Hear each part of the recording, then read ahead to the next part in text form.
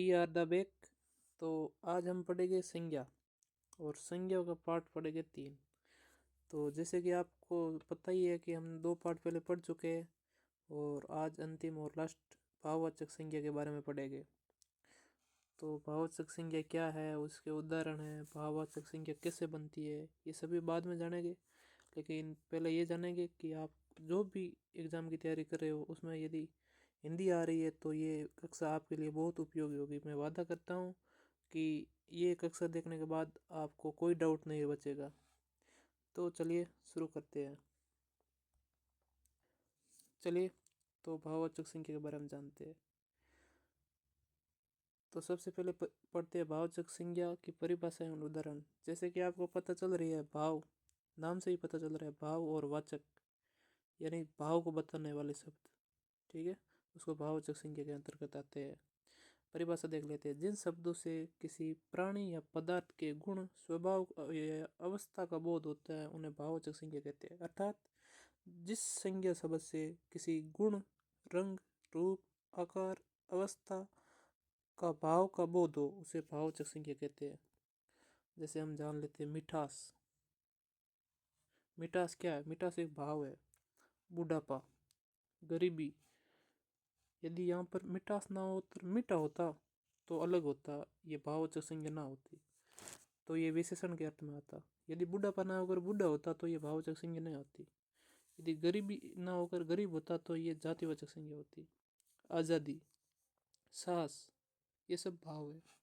वीरता, वीरता आदि। अर्थात जिन शब्दों से भावना का बोध हो, जिन शब्दों से भावना का बोध हो उसे उन शब्दों को भाववाचक संज्ञा कहा जाता है।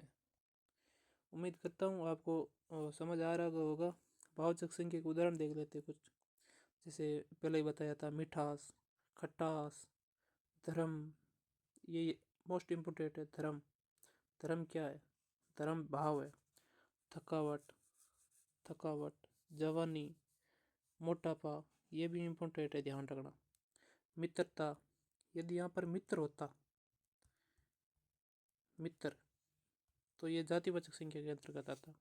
सुंदरता, यदि सुंदरता ना देकर यहाँ पर सुंदर होता तो ये विशेषण के अंतर्गत आता। बचपन, बचपन भी एक भाव है। बुढ़ापा तो हमने पहले ही पढ़ लिया था। तो ये आप ध्यान रखना कुछ। जैसे मैंने पहले ही कहा था कि भाव या समय का स्वतंत्र नाम, जैसे भाव या जैसे दया, लज्जा, शर्म, क्रोध, घृणा, झूठ, ये सब भाव है और ये सब भाववाचक संज्ञा के अंतर्गत आता है। We are the back. तो आज हम पढ़ेंगे संज्ञा और संज्ञा का पार्ट पढ़ेंगे 3। तो जैसे कि आपको पता ही है कि हम 2 पार्ट पहले पढ़ चुके हैं और आज अंतिम और लास्ट भाववाचक संज्ञा के बारे में पढ़ेंगे। तो भाववाचक संज्ञा क्या है, उसके उदाहरण है, भाववाचक संज्ञा कैसे बनती है, ये सभी बाद में जानेंगे। लेकिन पहले ये जानेंगे कि आप जो भी एग्ज़ाम की तैयारी कर रहे हो उसमें यदि हिंदी आ रही है तो ये कक्षा आपके लिए बहुत उपयोगी होगी। मैं वादा करता हूँ कि ये कक्षा देखने के बाद आपको कोई डाउट नहीं बचेगा। तो चलिए शुरू करते हैं। सबसे पहले भाववाचक संज्ञा की परिभाषा एवं उदाहरण। सबसे पहले यही जान लेते कि भाववाचक संज्ञा क्या है। जैसे कि नाम से पता चल रहा है कि भाव आता है इसमें। सबसे पहले भाव, जो भाव को व्यक्त करता है, वाचक यानी व्यक्त करता है, वो भाववाचक संज्ञा कहलाती है। तो परिभाषा जान लेते हैं। जिन शब्दों में किसी प्राणी या पदार्थ के गुण, गुण, भाव के अवस्था या सॉरी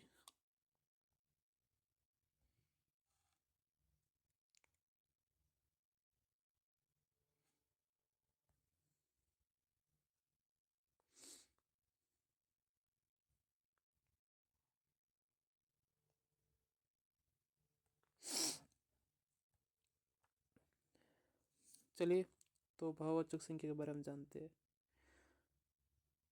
तो सबसे पहले पढ़ते हैं भाववाचक संज्ञा की परिभाषा एवं उदाहरण। जैसे कि आपको पता चल रही है, भाव नाम से ही पता चल रहा है, भाव और वाचक यानी भाव को बताने वाले शब्द, ठीक है, उसको भाववाचक संज्ञा के अंतर्गत आते हैं। परिभाषा देख लेते हैं। जिन शब्दों से किसी प्राणी या पदार्थ के गुण, स्वभाव या अवस्था का बोध होता है उन्हें भाववाचक संज्ञा कहते हैं। अर्थात जिस संज्ञा शब्द से किसी गुण, रंग, रूप, आकार, अवस्था का भाव का बोध हो उसे भाववाचक संज्ञा कहते हैं। जैसे हम जान लेते हैं मिठास। मिठास क्या है? मिठास एक भाव है। बुढ़ापा, गरीबी। यदि यहाँ पर मिठास ना हो तो मीठा होता तो अलग होता, ये भाववाचक संज्ञा ना होती, तो ये विशेषण के अर्थ में आता। यदि बुढ़ापा ना होकर बूढ़ा होता तो ये भाववाचक संज्ञा नहीं होती। यदि गरीबी ना होकर गरीब होता तो ये जातिवाचक संज्ञा होती। आज़ादी, साहस, ये सब भाव है।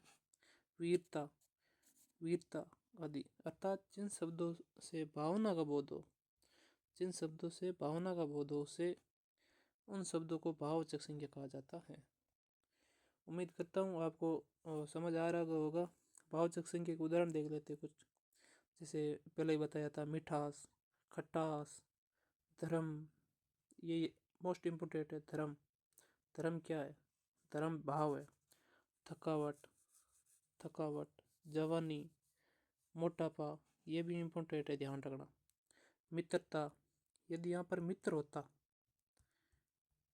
मित्र, तो ये जातिवाचक संज्ञा के अंतर्गत आता। सुंदरता, यदि सुंदरता ना देकर यहाँ पर सुंदर होता तो ये विशेषण के अंतर्गत आता। बचपन, बचपन भी एक भाव है। बुढ़ापा तो हमने पहले ही पढ़ लिया था।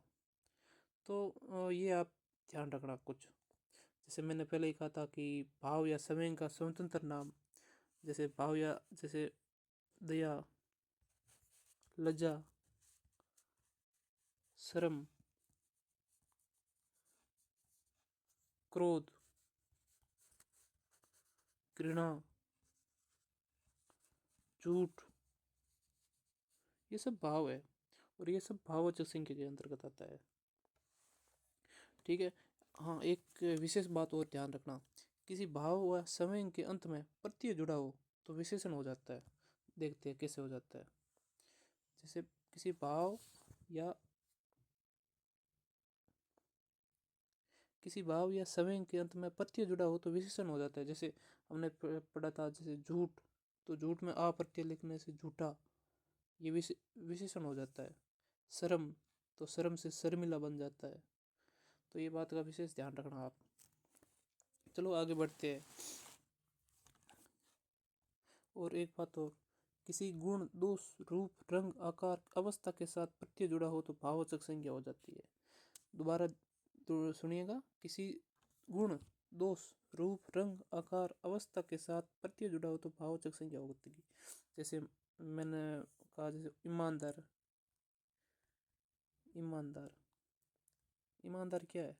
गुण है, तो ई प्रत्यय जुड़ने से ईमानदारी। ईमानदारी क्या है? ईमानदारी भाव है। ध्यान रखना, ये मोस्ट इम्पोर्टेंट है। जैसे मान लो बेईमान, तो बेईमानी। बुरा, बुराई। जैसे अभी कहा है सुंदरता, सुंदर, सॉरी, तो वहाँ पर ता प्रत्यय जुड़ जाता है, सुंदरता। तो सुंदरता क्या है? सुंदरता एक भाव है। चलो आगे बढ़ते हैं। जैसे बुढ़ापा, बुढ़ा से बुढ़ापा, जैसे मोटा से मोटापा, अनेक हो सकती है। जैसे अच्छा से अच्छाई, सुंदर से सुंदरता, ये हमने बात कर चुके थे पहले भी। चलो, भाववाचक संज्ञा बनाने का तरीका होते हैं। जैसे बहुत तरीके से भाववाचक संज्ञा बनती है, 5 प्रकार होते हैं। 5 तरीकों से भाववाचक संज्ञा बनती है। सबसे पहले देख लेते हैं जातिवाचक संज्ञा से भाववाचक संज्ञा किस प्रकार बनती है। ये भी प्रश्न आता है कि भाववाचक संज्ञा बनाने के कितने तरीके हैं, तो याद रखना 5 तरीके हैं।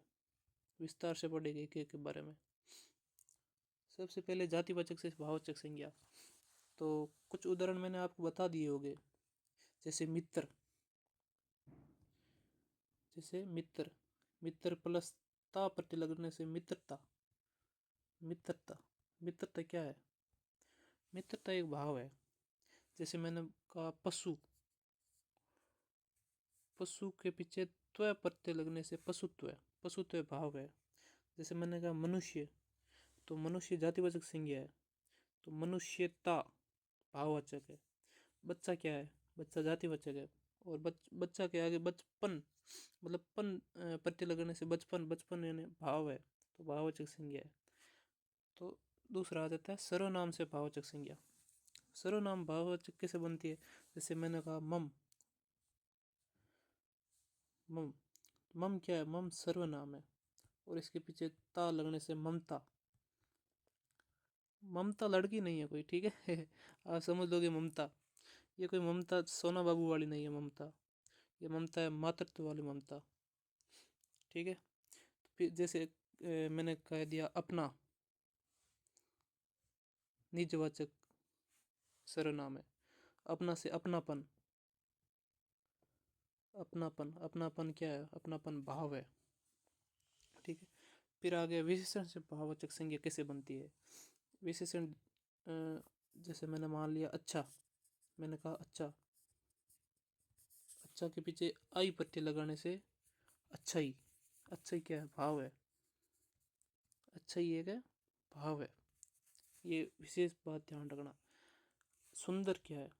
सुंदर से सुंदरता, लंबा से लंबाई, जवान से जवानी, ये सब भाव है। भाववाचक संज्ञा से, मतलब विशेषण से भाववाचक संज्ञा बनते हैं। फिर आ जाते हैं धातु या क्रिया से भाववाचक संज्ञा कैसे बनाते हैं। चलो इसको भी बनाते हैं। जैसे मैंने कहा पढ़, पढ़ क्या है? धातु है, पढ़ना, पढ़ाई, ठीक है। फिर आई प्रत्यय लगा देते हैं, तो बन जाता है पढ़ाई। पढ़ाई भाव है, ये मोस्ट इम्पोर्टेंट पर्सन है। पढ़ाई क्या है? पढ़ाई भाव है। जैसे मैंने कहा मिल, मिल यानी मिलाना, प्लस आवट, मिलावट, मिलावट क्या है? भाव है। और फिर एक पांचवा प्रकार आ जाता है अव्यय से भाववाचक संज्ञा कैसे बनती है। वो आपके इतना इम्पोर्टेंट है नहीं, फिर भी बता देता हूँ। जैसे शब्द आ गया दूर, तो ई प्रत्यय लगाने से वहां पर दूरी बन जाता है, ये अव्यय से बनता है। ये भी पांचवा प्रकार है अव्यय से भाववाचक संज्ञा कैसे बनती है, ठीक है। जैसे मैंने अभी कहा है कि भाववाचक संज्ञा के कुछ उदाहरण है। पुरुष से पुरुषत्व है, पुरुष क्या है? जातिवाचक संज्ञा है।